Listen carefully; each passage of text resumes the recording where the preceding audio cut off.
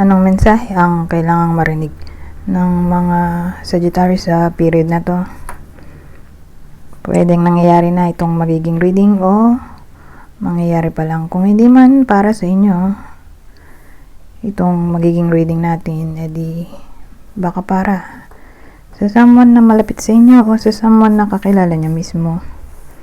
Baka may lumabas na gender mamaya, gawin nyo na lang energy, masculine at feminine energy. Pwede rin naman na wag nyo nang pansinin ang gender. Hindi ko masasabi kung anong magiging reading, kung positive ba o negative. Depende sa kung anong mapipick up kong energy. Walang masama kung papanorin ang sun, moon at rising sign, kasi baka alin man sa mga yan ay mag-resonate na sa sitwasyon nyo.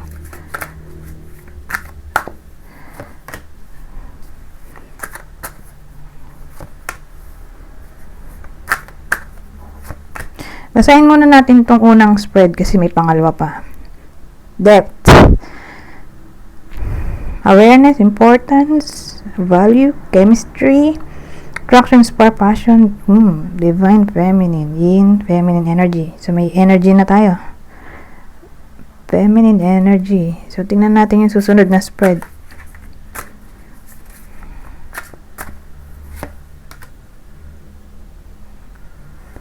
Teka, itaas ko lang to ng di pala pwede kasi tatama doon. So sabi dito, beginnings, try again, new direction, start over, intimacy, bonding, sensual, confiding at memories, reminiscing, dwelling, bittersweet.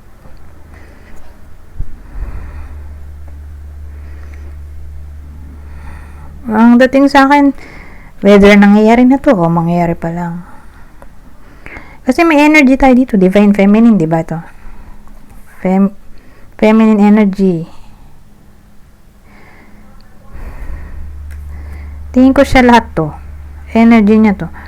So, itong divine feminine natin or feminine energy, pwedeng babaeng tao or lalaki kung introvert. So, siya to. Siya yung may gusto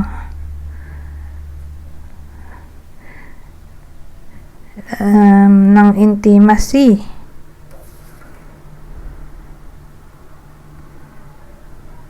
Binavalue niya pa rin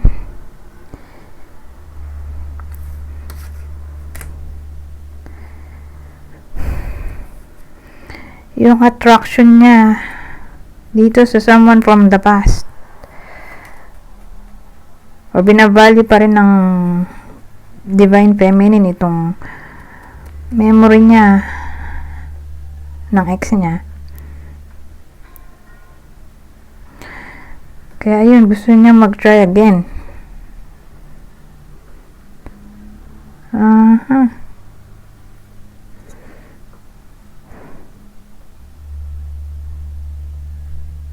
So in short, na-miss ng divine feminine yung divine masculine. Hindi ko nga lang masabi kung sino kayo dyan sa energy niyan, pero gano'n ang scenario dito. Na-miss ni divine feminine si masculine feminine na ex niya.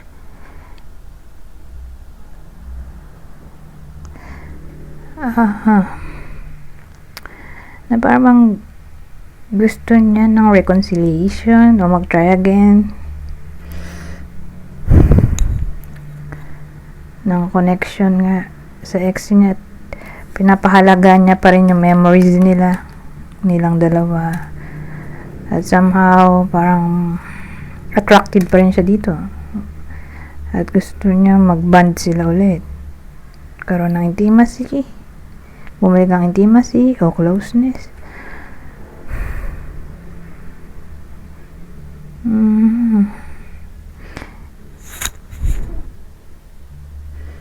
Anyways, since Separation reading to.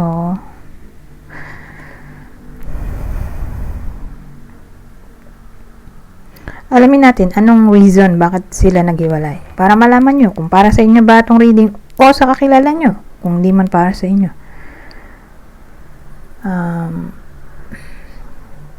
Lagay tayo ng tawag dito. Senaryo. Anong nangyari sa past na nag-lead sa separation?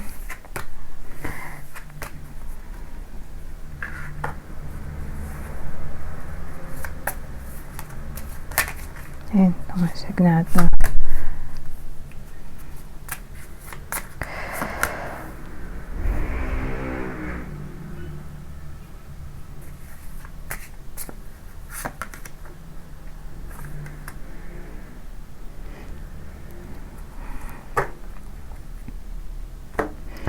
Well, tingin ko wala namang third party na nangyari sa past na nag-lead sa separation. More like incompatibility yung nangyari or quarreling, misunderstanding, miscommunication.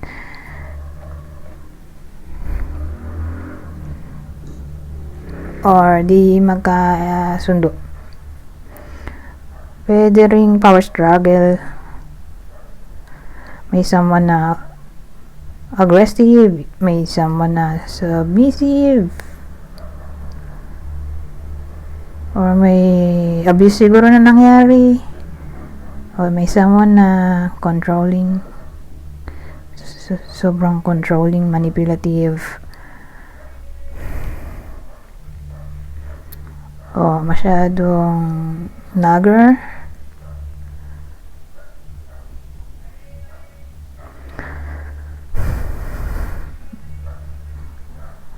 So, ganun. Arguments, disagreements, papasok din dito. So, again, wala naman akong na vibe na third party. Pero, siguro, isa na rin sa pinagawayan ay addiction, kung applicable. Any form ng addiction na paulit-ulit na ginagawa na ayaw ng isa, whether substance abuse to or any form na toxic na paulit-ulit ginagawa.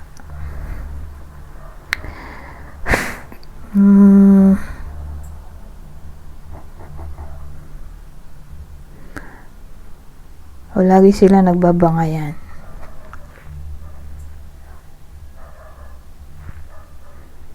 Wala na akong maisip. But again,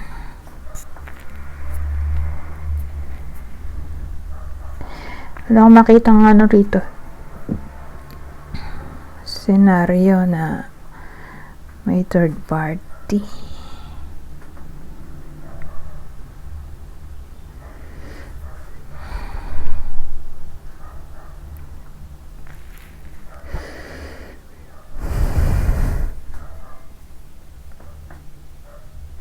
O siguro hindi sweet. Masyadong cold yung isa sa kanila. O parang walang pakialam. Walang care, walang love, walang pake.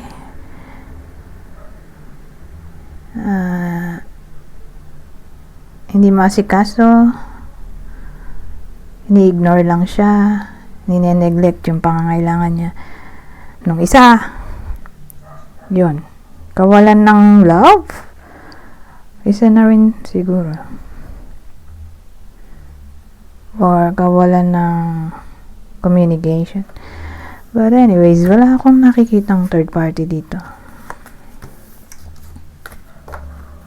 Yun yung mga pwedeng reason ng pinagawain nila na nag-lead sa third party. Sa separation. So again, ulitin ko, walang third party. So no contact, diba? Ngayon na no contact, anong mensahe ni Divine Masculine kay Divine Feminine?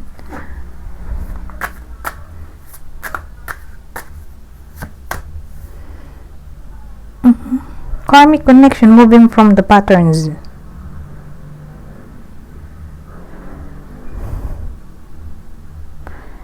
Well, tingin ko, feeling ni Divine Masculine ay karmic connection lang to. Itong connection nila ni Divine Feminine.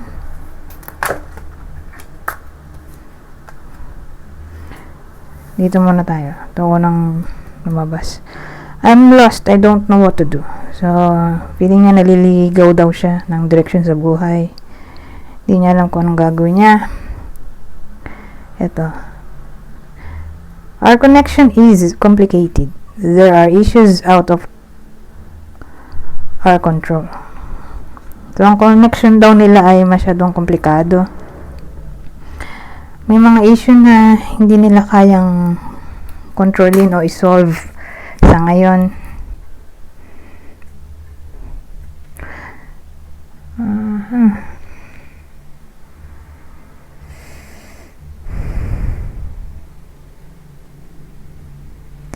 So again, feeling ni masculine energy o divine masculine, karmic connection lang ang meron sila. Kaya nga wala siyang ginagawang action dito, nahayaan na lang niyang kusang masolve o wala siyang ginagawang action.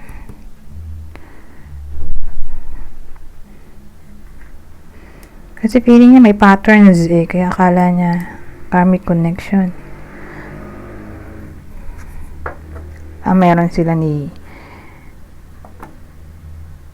Divine Feminine. Pero ang ganda na rin malaman, di ba?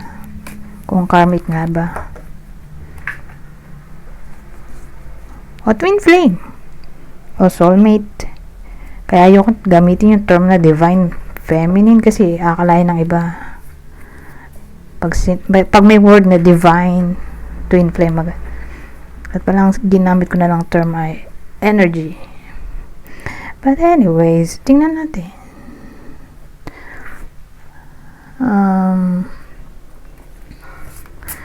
Twin flame connection ba to? O soulmate? Kasi kung hindi, kung no ang sagot, di literal na karmic connection lang to. Kasi pag karmic, meant to end. Ibig sabihin, hindi siya forever. Kumbaga, kaya lang nagtagpo ay para isolve yung unfinished business sa past life or meant to happen na magtagpo yung dalawang tao para matuto sila sa isa't isa.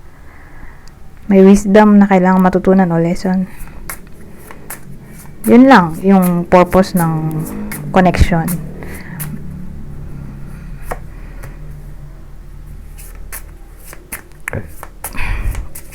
So again, twin flame or soulmate connection ba itong reading natin?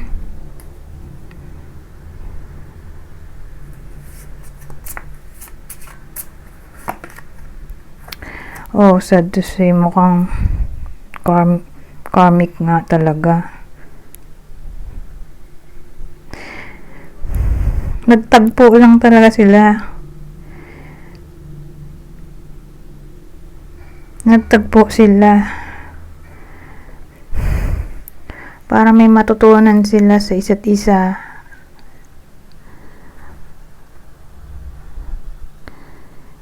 Ang dating para matuto ang isa't isa sa pag-deal ng emotion.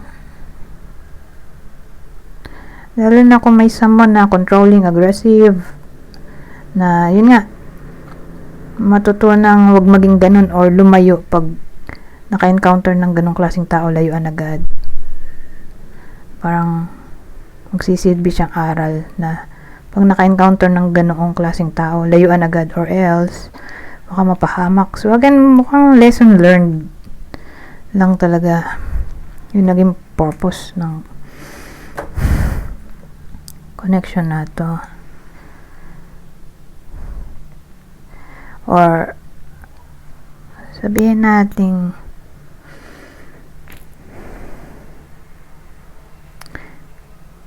ang ibang reason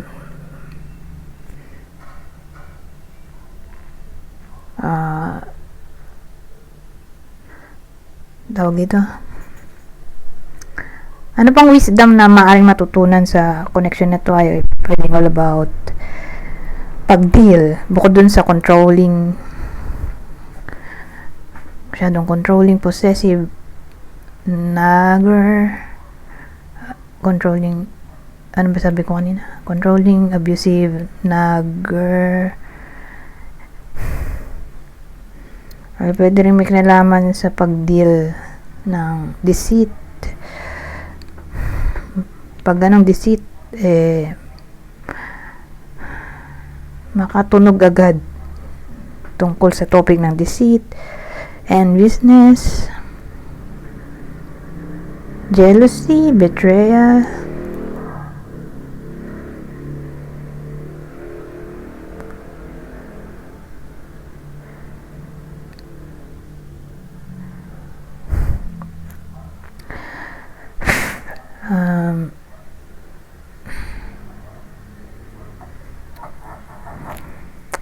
or makakutob kapag ang tao ay masyadong toxic,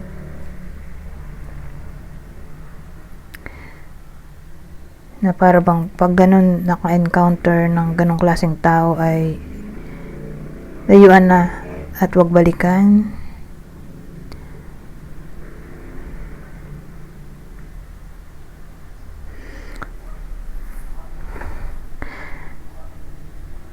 So yun, meant to happen. Kumbaga ano kasi ito painful transformation. Ganun din naman kapag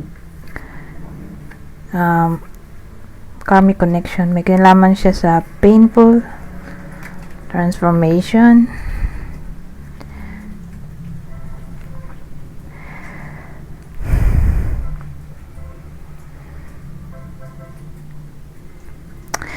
Ano may sabi? Anyways,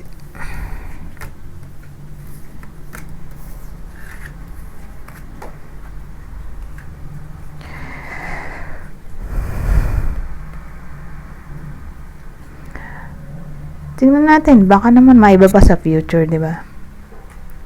O baka may dumating na someone new sa future. Tingnan natin ano pang maaaring mangyari sa future sa ganitong klaseng sitwasyon.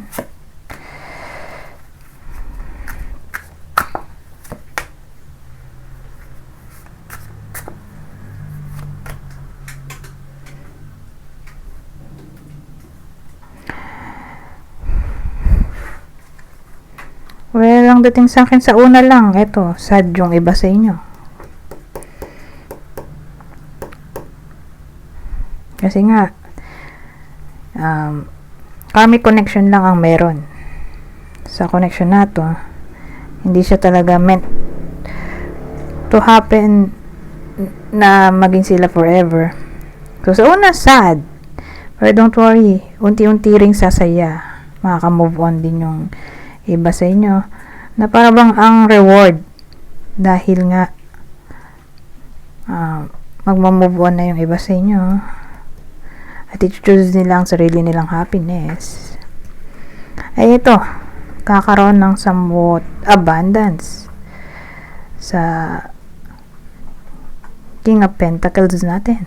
So pag sinabi mong abundance in all forms na yan, depende sa kung anong gusto or gustong i-manifest ng bida natin. Siyempre ang bida natin ay feminine energy or siyempre Sagittarius.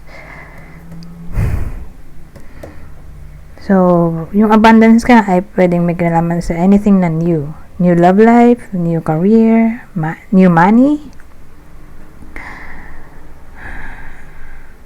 new opportunity. So anything na may kinalaman sa miracle na lang, miracle or good fortune na ikatutuwa ng bida natin.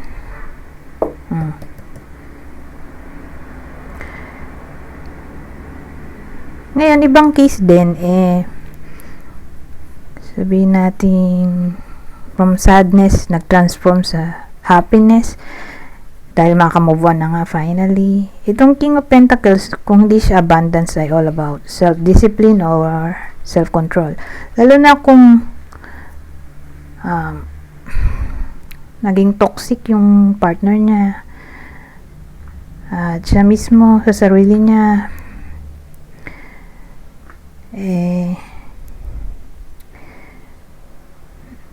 parang nabulag sa pagmamahal na kahit mali ay gusto niya pa rin.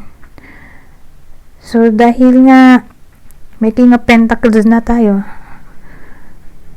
para siyang natauhan dito or napaharap sa sariling mirror na ma-realize niya na kapag mali ay mali, na hindi na dapat binabalikan kapag toxic yung tao, na para bang magiging lesson yun sa kanya na wag na maka-encounter ng same person na katulad ng ex niya. May King of Pentacles, so ibang scenario ay pwedeng ganoon. Kakaroon siya ng self-control, self-discipline, self-respect na pahalaga ng sariling boundaries, sariling happiness, at matunugan agad kapag may senyales ng red flags para hindi niya na nga ma-encounter yung katulad ng na-encounter niya sa ex niya. Anyways, ibang case ay magkakapera. Sabagay, part din yun ng abundance, diba?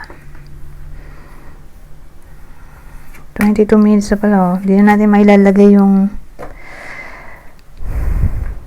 isa pang deck, yung pang general.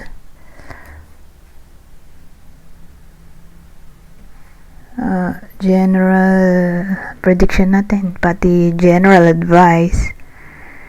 Kasi 23 minutes na to. Kaya mag-end na ako. Anyways, ay, nga pala, bago ako mag-end nito, dito tayo sa clue. Okay? So, ang clue natin, ito yung possible partner, ex-partner ng Sagittarius sa reading na to. Leo, Taurus, o Virgo. Ngayon, kung hindi para sa inyo yung reading, edi baka para sa someone na malapit sa inyo, kakilala o idol. Ito ang possible zodiac sa inyo. Taurus, Sagittarius, kapwa Sagittarius, Cancer. Ngayon, may isa pa pala tayong clue.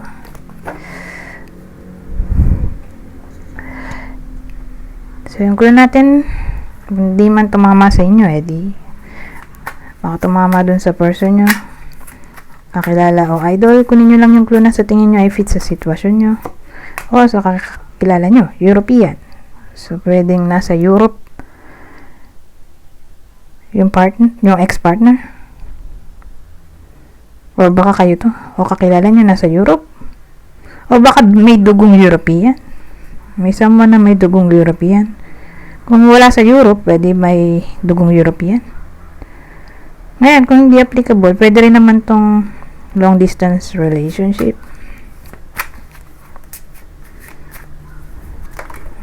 Nahulog to. Woman. Baka siya tong nasa abroad. Nasa Europe o nasa abroad na nga lang. Or siya tong European.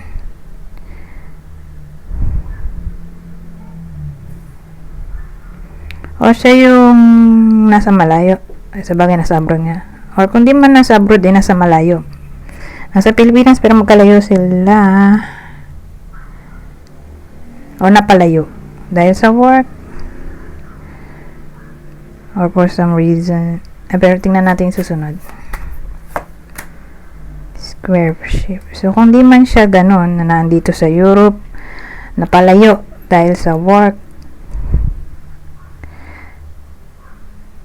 o may dugong European, eh baka siya to. Square face.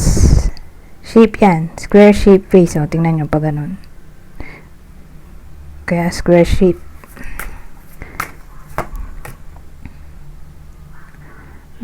So, yung partner ng Sagittarius ay mas matanda sa kanya. Ex-partner. Mas matanda sa kanya. Older than you eh. O baka siya to. Yung ex-partner, yung may square face. Square shaped face. O baka siya to na nasa Europe. O may dugong European o nasa abroad.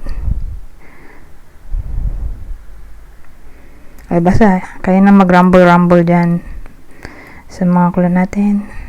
Kung anong applicable sa inyo. Basta yung ex-partner ay mas matanda sa Sagittarius. Anyways, hanggang dito na lang. Totoo na talaga to. Mag-end na ako. Goodbye. For now.